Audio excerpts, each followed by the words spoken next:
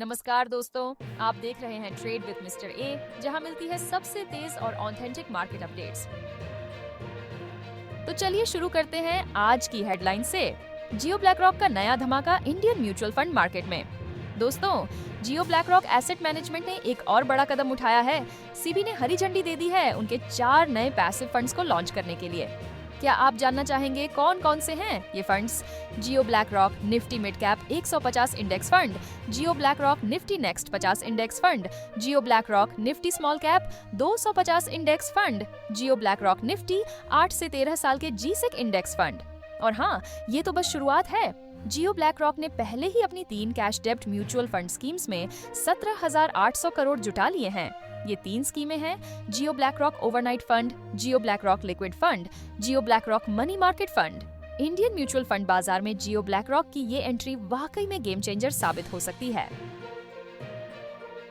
अब बात करते हैं एक स्ट्रॉन्ग क्वार्टरली परफॉर्मेंस की।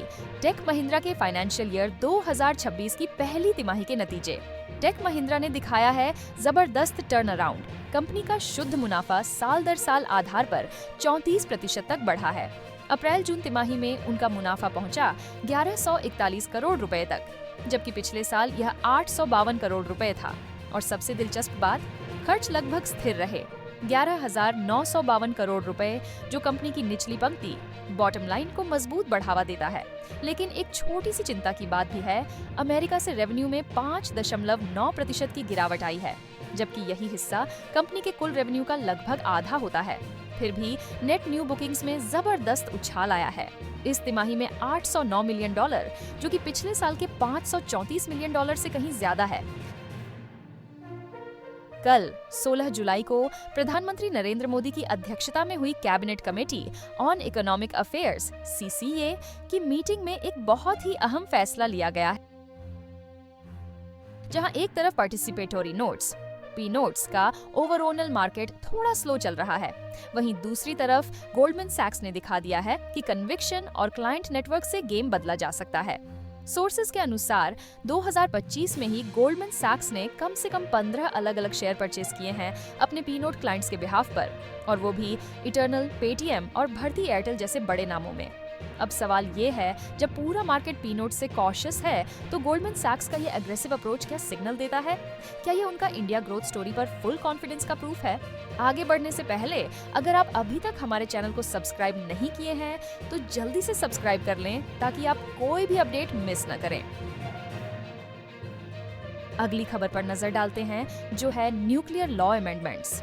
जी हाँ, सरकार के टॉप अफसरों ने ये कंफर्म किया है कि एटॉमिक एनर्जी एक्ट 1962 और civil liability for nuclear damage act 2010 के प्रस्तावित संशोधन अभी भी स्टेक होल्डर्स के रिव्यू फेज में हैं। इसलिए ये बिल्स मानसून सत्र में टेबल नहीं होंगे। ये काफी सिग्निफिकेंट है दोस्तों, क्योंकि न्यूक्लियर एनर्जी एक सेंसिटिव और स्ट्रेटेजिक सेक्टर है। वैसे आपको बता दें, लोकसभा की एजेंडा लिस्ट भी रिलीज हो गई है अपकमिंग मानसून सत्र के लिए, जो कि 21 जुलाई से 21 अगस्त तक चलेगा, और इन दोनों बिल्स का नाम वहां भी नहीं दिख रहा। तो क्या इसका मतलब है कि न्यूक्लियर सेक्टर में प्राइवेट पार्टिसिपेशन और लायबिलिटी से जुड़े बदलावों को अभी थोड़ा और वेट करना पड़ेगा? आप क्या सोचते हैं? डिले स्ट्रेटेजिक है या पॉलिटिकल?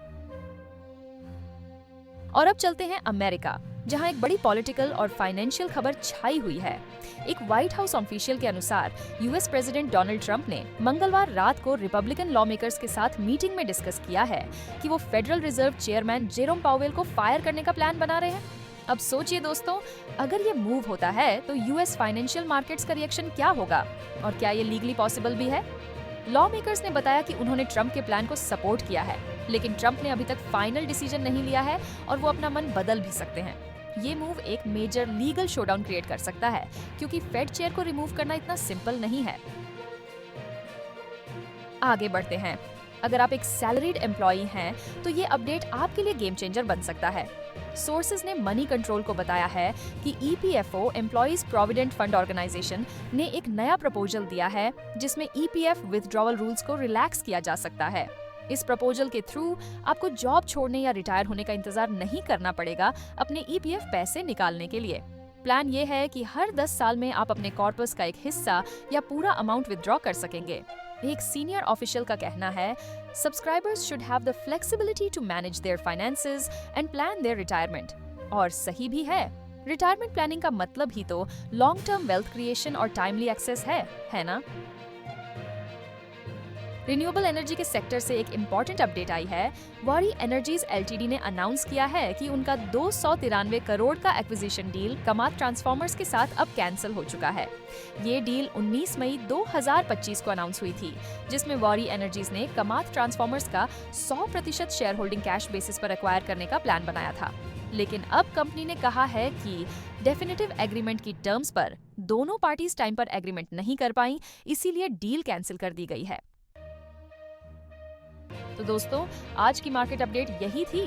कैसी लगी आपको ये खबरें? अपनी राय कमेंट सेक्शन में लिखना न भूलिए। और हाँ, अगर आप चाहते हैं कि आपको हर दिन ऐसी ही न्यूज मिलती रहे, तो चैनल को सब्सक्राइब कीजिए और बेल आइकन दबा दीजिए ताकि कोई भी अपडेट मिस न हो। मिलेंगे कल नए अपडेट्स के साथ, तब तक के लिए हैप्पी ट्रेडिंग।